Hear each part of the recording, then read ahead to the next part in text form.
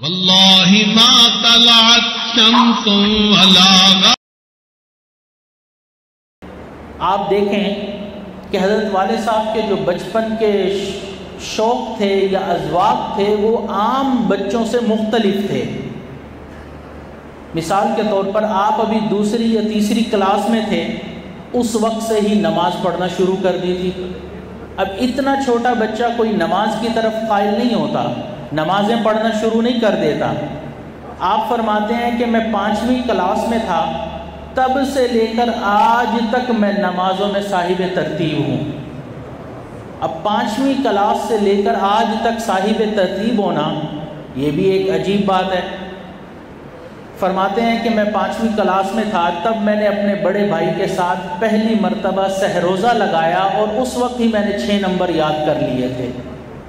اب چھوٹا بچہ بچپن سے ہی اس کو اللہ تعالیٰ اس تربیت میں لے کر آئے. پھر فرماتے ہیں کہ میں پرائمری اسکول میں تھا تو میں نے پند نامہ، کشف المحجوب اور تذکرہ اولیاء جیسی کتابوں کو پڑھ لیا. ان کتابوں کے پڑھنے سے شوق اتنا بڑھا کہ میں نے پھر کچھ ہی عرصے کے بعد امام غزالی رحمۃ اللہ علیہ کی تمام کتب کا مطالعہ کر لیا. اب بچپن سے ایک چھوٹے بچے کے اندر اتنی بڑی بڑی کتابوں کو پڑھنے کی صلاحیت نہیں ہوتی. یہ ایسا لگتا ہے کہ کسی چیز کے لیے اللہ تعالیٰ ان کی تیاری کروا رہے تھے. پھر آپ دیکھیں کہ حضور صلی اللہ علیہ وسلم کا ادب کتنا زیادہ تھا.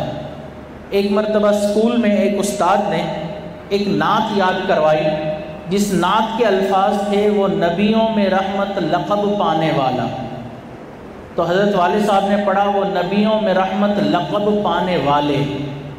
تو استاد کو لگا یہ بچہ مجھے تنگ کر رہا ہے، اس نے مارا اور اس نے کہا والا پڑھو کیونکہ اصل نعت یہی ہے. تو والد صاحب فرماتے ہیں کہ میں نے استاد کی مار کو برداشت کر لیا، لیکن والا لفظ مجھے نبی علیہ الصلوۃ والسلام کے لیے بے ادبی محسوس ہوا، میں نے استعمال نہیں کیا. اب ایک بچے کے اندر اتنی سینس کیسے آ گئی کہ بچپن سے ہی نبی علیہ الصلوۃ والسلام کا اتنا زیادہ ادب.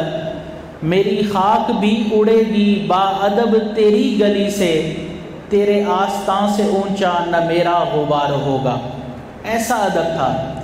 پھر فرماتے ہیں کہ کچھ بڑا ہوا تو میں نے کتابیں پڑھی. عام طور پر اس عمر میں آ کر 8ویں یا 7ویں کلاس میں جو نوجوان ابھی نوجوانی میں قدم رکھتا ہے اس کے مورل اور ماڈل جو ہوتے ہیں وہ ایکٹر ہوتے ہیں یا فنکار ہوتے ہیں، اداکار ہوتے ہیں، سنگرز ہوتے ہیں. فرماتے ہیں کہ میرے اس دور میں جو ماڈلز تھے وہ حضرت خالد بن ولید رضی اللہ تعالیٰ عنہ تھے، طارق بن زیاد اور محمد بن قاسم جیسی شخصیات تھیں. پھر فرماتے ہیں کہ ایک مرتبہ عجیب معاملہ ہوا کہ ایک بزرگ تھے پیر مستان شاہ رحمۃ اللہ علیہ، سفید داڑھی تھی ان کی.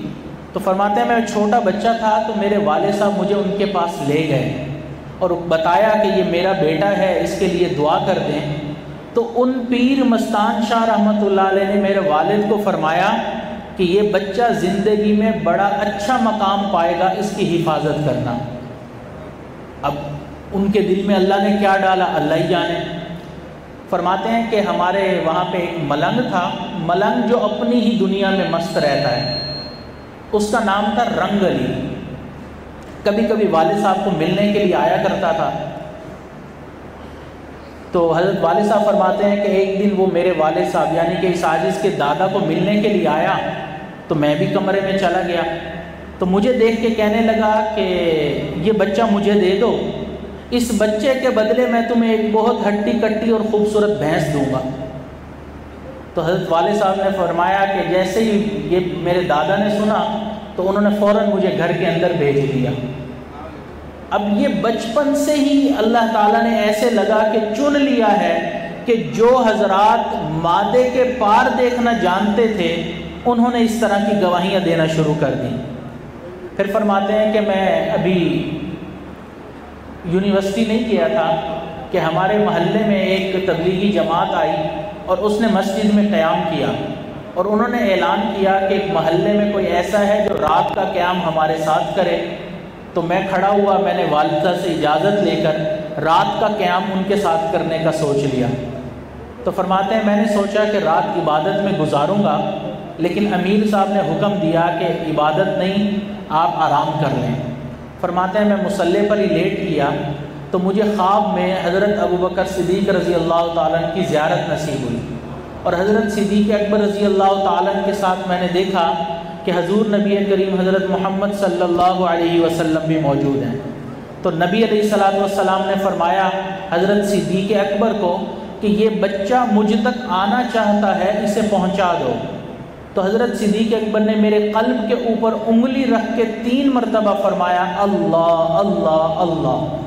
فرماتے ہیں اسی وقت میری آنکھ کھل گئی تو میرے دل کی حرکت بہت تیزی سے جاری تھی، اتنی تیز تھی کہ کپڑے کے اوپر سے بھی لوگوں کو محسوس ہوتا تھا کہ سینے میں کچھ دھڑک رہا ہے، تو میں سینے کے اوپر کپڑا باندھ لیتا تھا۔ تو پھر فرماتے ہیں کہ میرا ایک دوست تھا، وہ مجھے اس طرح کی کچھ باتیں بتاتا تھا، تو اس کو میں نے کہا، تو اس نے کہا کہ دیکھو مجھے تو اس بارے میں علم نہیں ہے، لیکن میرے ایک استاد ہیں جو لاہور میں ہوتے ہیں، حضرت شیخ وجیہ الدین رحمۃ اللہ علیہ، اس وقت حیات تھے، میں ان تک تمہارا پیغام پہنچاتا ہوں، لہٰذا وہ جیسا کہیں پھر آگے ویسے ہی کرنا۔ تو فرماتے ہیں میں نے حضرت شیخ صاحب کو خط لکھا، تو حضرت شیخ صاحب نے میرا وہ خط اس وقت کے ایک بزرگ حضرت بابو جی عبداللہ رحمۃ اللہ علیہ جو مستجاب الدعوات تھے ان کو دیا۔ تو انہوں نے وہ خط پڑھا اور پھر فرمایا کہ اس بچے کو چاہیے کہ یہ فوراً کسی سے بیعت کر لے، اس کا قلب جاری ہو گیا ہے، اگر یہ بچہ صحیح لائن پر آ گیا تو یہ لاکھوں کے لیے دین پر آنے کا سبب بن جائے گا۔